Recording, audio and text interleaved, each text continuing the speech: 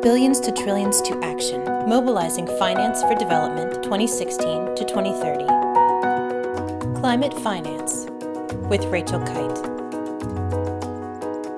The term climate finance has evolved in the last few years of climate negotiations to encompass many different things. It includes specific obligations by countries, parties to the United Nations Framework Convention on Climate Change. Increasingly, climate finance also includes the use of development finance when that is used to achieve climate objectives. Climate finance is based on the premise that public funds will be needed for both adaptation and mitigation, and that those funds will be needed to leverage private sector finance into mitigation and adaptation. So, for example, a government may include a line item in its budget for climate finance. That may be channeled through a multilateral development bank, through a bilateral development agency, or through the Green Climate Fund or a new mechanism that may be created.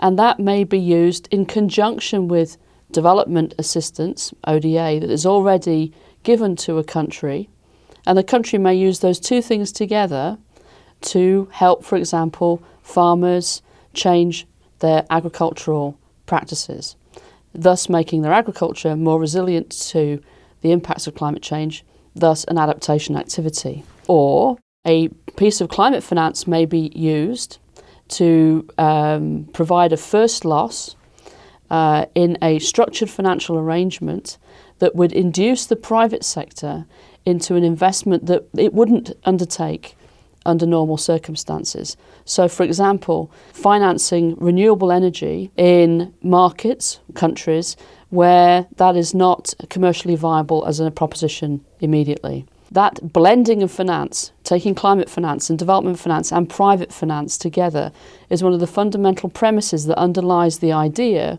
that we will be able to provide public finance to achieve climate objectives alongside development objectives in the following decades. Under the United Nations Framework Convention on Climate Change, a Green Climate Fund, the GCF, based in Songdo, the Republic of Korea, has been created. The Green Climate Fund is to be an important catalytic and additional conduit of climate finance. This means that a developed country under the Framework Convention that has obligations to transfer resources to the developing world for the purposes of supporting climate action has in front of them options on where they will transfer that money. They can put that money through the Green Climate Fund, they can put that money through a multilateral development bank or the funds managed by multilateral development banks, including the climate investment funds, or through their own bilateral agencies. And most governments are choosing to do all three at the moment. There may be new avenues established as well. Under the Green Climate Fund, developing countries are creating or designating national entities that will receive direct access finance from the Green Climate Fund. National development banks play an increasingly important role, especially in middle-income countries, and more countries who are fast-growing are creating their own national development banks. In addition, in the developed world, there is a rise of green investment banks. So in the United Kingdom, in different states of the United States, these are becoming new mechanisms as well to crowd in resources. Some of those are beginning to have an international mandate. So we are at the beginning of a process of the creation of what we call a climate finance architecture. That climate finance architecture will live alongside a development finance architecture.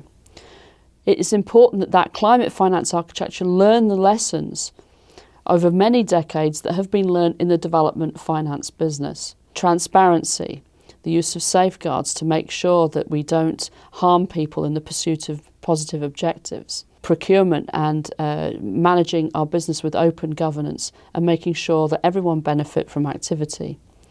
So we have an opportunity to build an architecture going forward that is capable, flexible and focused enough to be able to pursue the twin goals of development and climate. These are not separate goals. There is no such thing as sustainable development outside of the context of climate change. And there is no such thing as climate action outside of the context of nationally determined development objectives. The vast majority of the actions necessary to mitigate climate change and to build our adaptive capacity and our resilience to climate change are going to come from the private sector. And the majority of the resources are going to come domestically. So the domestic pursuit of macroeconomic and fiscal policies which support investment in clean growth and which put a price on carbon and which price the pollutants properly will be very important in determining how an economy grows, how fast it grows and how clean it grows. Those regulatory and macroeconomic signals within a national economy will determine inward investment from the private sector as well. The private sector is looking for a stable and predictable investment climate so that it knows that the long-term direction of a country's economy is in such a direction and that it is worth making a long-term investment. Putting a price on carbon is an essential, if insufficient, tool in driving carbon out of our economic growth model. We wish to see an economic growth which is less carbon intensive. There's been a lot of experimentation in carbon markets over the last 20 to 30 years, principally as a result of the carbon development mechanism under the UN and with the maturing of the European trading system, the ETS, in the European Union. But what we're now seeing is a burgeoning of different ways in which to price carbon in different jurisdictions around the world. Today, more than 40 countries and states and provinces have either put in place carbon taxes or emissions trading schemes, market-based mechanisms for the pricing of carbon, or have announced intentions to do so. And what we're starting to see that these jurisdictions, as they emerge around the world, are seeking to link up with each other. So the auction-based system of California is now linked to both Montreal and Ontario. Chile's carbon tax, which has been announced, and the energy efficiency market-based mechanisms announced in Mexico, together with California, together with Korea, and together with the pilot schemes in China, offer the very enticing prospect of a Pacific Rim potential bottom-up market emerging over time.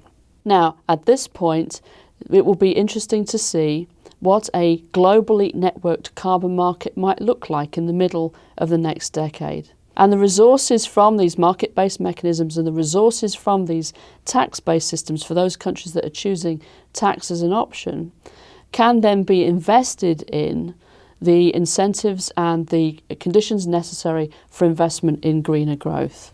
So there is a lot of experimentation in the carbon markets. There's been a lot of lessons learned, and these are now being applied systematically across more and more jurisdictions as countries wrestle with the best policy instruments available to them to drive carbon out of their future growth.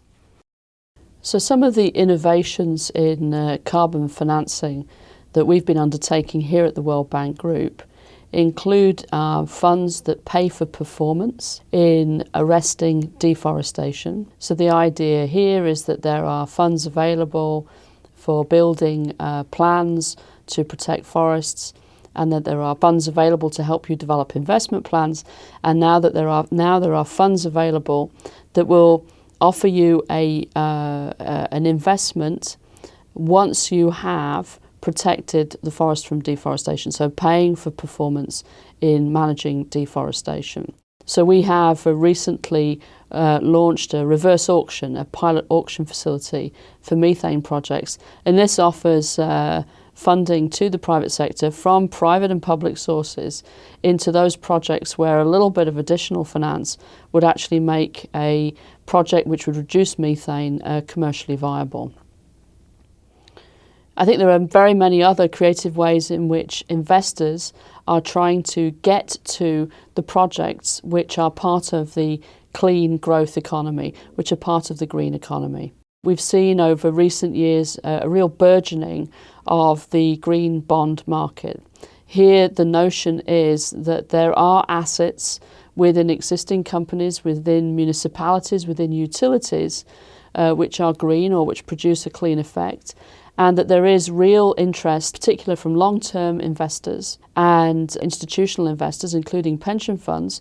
But what we're seeing actually is also the direct participation of retail investors, in particular in Europe, into those assets which are green. And so asset-backed green bonds, which broaden the amount of investor participation in the green and clean economy, are considered a very important thing. The emergence of principles and standards around green bonds are very important, so that you know you really are getting a green bond as opposed to a bond. These become important in building the market. And with recent announcements about the number of issuances in China, recent interest from Brazil and other middle-income countries in building a green bond market would indicate that a market which is currently at about 50 to 60 billion US dollars a year could easily grow into the hundreds of billions in the next 2 to 3 years. I'm proud that the World Bank Group has been issuing green bonds, both from the bank's treasury and the IFC treasury, for over 7 years, and we've played an important role in the nurturing of what is a new and important market.